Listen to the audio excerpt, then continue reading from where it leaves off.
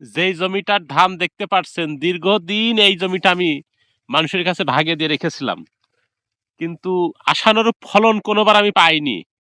ভাগে দেওয়া মানে কিন্তু খরচ অর্ধেক দেওয়া। তাই এইবার আমি নিজেই কিন্তু ধান রোপণ করেছি।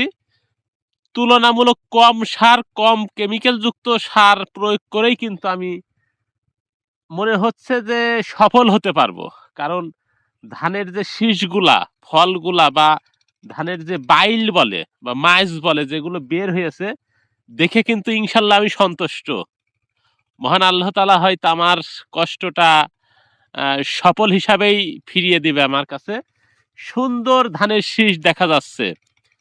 আজকেই হয়তো বিকালে একটু ওষুধ স্প্রে করে দিব, মানে গান্ধী ফড়িং এ যেন এই শীষটা চুষে খেয়ে না দেয় এই কারণে।